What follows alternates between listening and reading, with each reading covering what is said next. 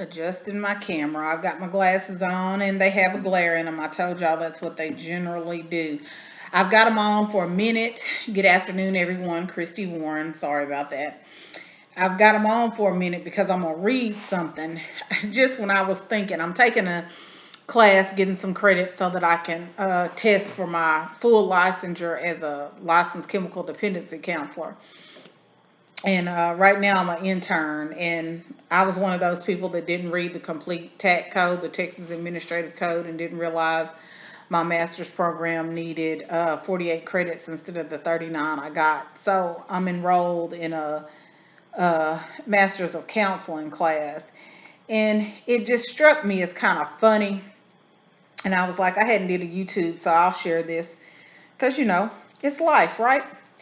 And I was looking and I said, some of these terms seem like things that we made up.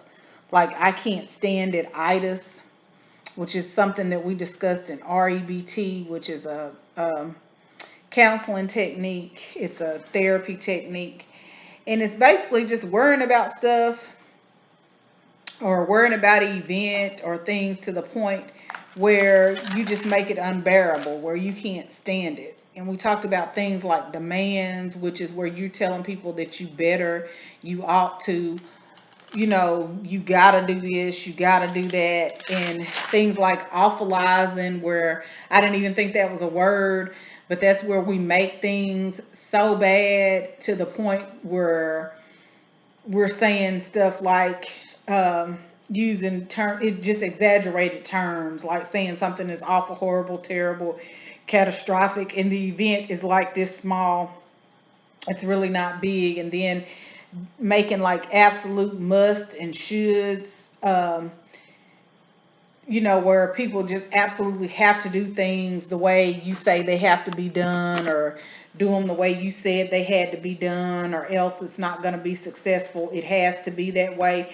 And that's not really a real thing, but they're called irrational beliefs. And, some of our lives are based on some irrational beliefs. We have some things that we've made up in our head. And it kind of, now we've got so many people that have this sense of entitlement where we have to cater to them. We have to do the things that they want. I talked about it before, like our children are so like that. And I've taken psychology courses. My major for my master's was in psychology. And so I've looked at all of these theories and techniques and things before, but for some reason that just kind of stood out to me when I seen those terms. Just because it sounds like stuff that we use every day. I mean, I can't stand it. And I'm like that. I was talking to my son, which is what kind of made me want to post, because I was talking to my son about, the things, him talking about he wants to have a family and all this kind of stuff. And I told him, I said, no, I really don't think y'all want a family. I think y'all want a baby. I don't think y'all want kids. You want babies, because as babies, they're cute, they're cuddly, they smell good when you bathe them, and all this kind of stuff, and they cry, and sometimes you feel like, oh, they're never going to be quiet. But then when they grow up, it's a different set of responsibilities when they start talking and thinking for themselves and having their own attitudes and having their own set of beliefs. And I had made mention of the fact you can't make children do anything. I mean, and I kind of talked through it with somebody this morning, and I was like, everything is about a choice. And, I told my son, I said, the thing I don't want y'all to suffer through and go through what I went through. I mean, having kids, it's wonderful. It's great. It's great being a parent, all of this love you have to give, all the things you have to teach. But you have an individual that's not wanting to receive all of that. And true enough, it gets greater later. I'm pretty sure that my mom, before she passed on, she had her own individual relationship with all three of her kids. She had three girls. We are all unique and different in our own right. We all had our own relationship, just like I have my own separate relationship with each and every one of my kids. And they're all at different levels, 24, 22, 17, different experiences in their life. My son, the 22-year-old, is who I was talking to, and he was like, we don't always have the same path. He's very insightful, very intelligent young man, made some poor choices in his life. And I told him the choices that you have made, the things you have done, didn't just hurt you, but they hurt your family.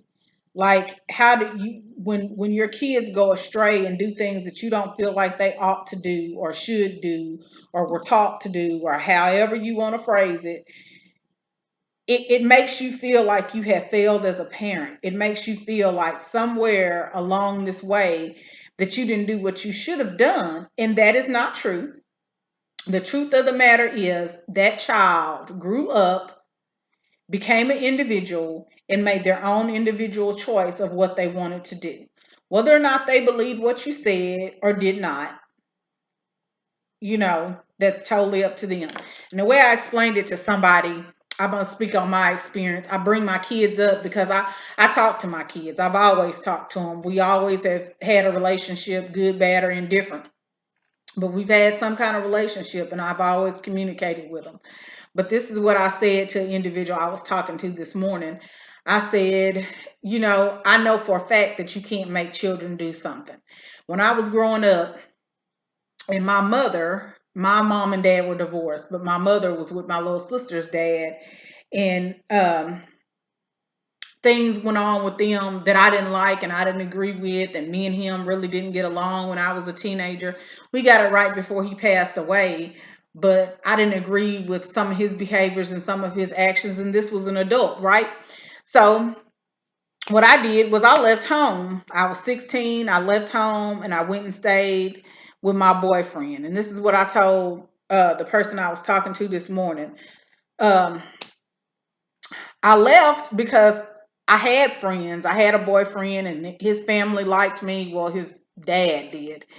And we got along, and his dad and his stepmom, and we got along, and I knew that I had that place that I could run to and go to, if I needed to. Did my mom call me? Yes.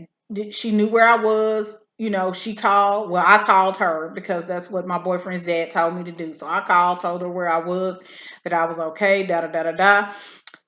She called. We kind of talked. Did she ask me to come home? Yes. Did I do it immediately? No. I had a job, I had a vehicle. I made up in my mind that if I have to stay here, I'll stay here. But what I did do was I continued to go to school. I did not go to school and I did not go to work. I was a mature young lady for 16. I did everything that I was supposed to do. I did not sleep in a room with my boyfriend. I know that's what people are saying, but that's not his dad and stepmom did not allow that. But then I went back home, not because my mama had asked me to, but because I made the choice that I can go home, I can finish school, and as soon as I finish school, I'm out of there. And I was back at my house because as a 16-year-old kid, that was what was more comfortable. Even though the situation was not comfortable, that was more comfortable. And I could go ahead and graduate high school because that's what it had been instilled in me to do. And that's what I was determined to do. So, I explained that. Nobody can make you do anything. I mean, it's kids that drop out of school. I've had two of them that have done it. One of them just, you would take him, you would drop him off there and he would leave. I had one that, you know, he just kind of, it was always a disruption in school and he didn't want to be there. And I just got tired of fighting with him. And everybody says, don't give up on your kids. Never did. So the can't stand it itis, when I saw that, it stuck out to me because what I told my son yesterday was, when my kids were sick, it just, when they would be sick, I would be sick. Just stomach just tore up, felt awful, horrible. Um, when they would feel bad, I would feel bad. When they were going through things in their life, when horrible stuff would happen to them, I would feel it. And it would just be, and then I would think about it. And then it would constantly be on my mind. And I would pray about it and I would cry. And it was a period of time when all three of my kids were in school that every single night leading up to when school started, about a month and a half into the summer, I would just cry every single day because I hated the fact that school was going to start. Because I had one that couldn't stand school and one that got sick every time the doors of the school opened. And this is way before COVID. And I mean, it just was horrible. And I had just built up all of this horrible anxiety. And so the I can't stand it out, that's what I had. I had built up all of this anxiety till I made those experiences so awful. And now they're in young adulthood, and I want to protect them from the feelings I had and all the stuff. And my son saying to me, we don't all have the same path, but it is going to be okay. People don't think they can learn from younger people or they can learn from their children. And my son said something, I messed up and I made some mistakes, but everybody's path is different. And I can still turn this around and be something great. And you think about it, when people make mistakes and mess up and they not living their life like you think they ought to, everybody thinks this is the end and that's it. And I'm glad that he grew up in an environment and that he feels like he is going to be okay, and that if he is reaching for something and trying to do something, that if he believes in himself and he's trying, I'm going to. But one thing I'm not going to do is I'm not going to fight harder for you than you fight for you. And that's why me and one of my sons, I can't fight with you because you're at the age where you can make decisions for yourself. I want them to make the right choices. I want them to do the right thing. But one thing I can't do, and it was on what was it, ATL, when T.I. told his little brother, I can't walk for you. And that's a true statement. As children, I carried them, I gave birth to them, I clothed them, I fed them, I changed their diapers, I tried to teach them right from wrong. They got up of age, they were able to crawl, walk, talk, and now they are adults and I cannot walk for them. This is something they have to do on their own. They have to bear the burden of their own consequences, and they have to, whatever choice they make, they have to be able to either stand on that choice or turn to the right choice. You always have an opportunity to choose something different. But whatever you do, you have to walk for yourself. You have to carry out your life's journey for yourself. You don't have to make it any harder than it has to be. Sometimes we have to admit that we were just dead to the wrong. And that's what's hard for people to do. And our children coming up, like I said, my son was able to say, hey, I still have a chance to be a great person. And he does. And he is a great person. Mistakes don't make you, once again, that it's also something in there called people rating, where once somebody does something that's bad, we consider them an awful person. We consider them worthless and no good. If they do one thing that's good, we have labeled them as being good and great. And none of those things exist. People are people, period. We all make mistakes. Bible says we've all fallen short of the glory of God. We all make mistakes. We all have an opportunity to fix our mistakes. We all have to have consequences for the mistakes in which we make. At the end of the day, we are all people living a life.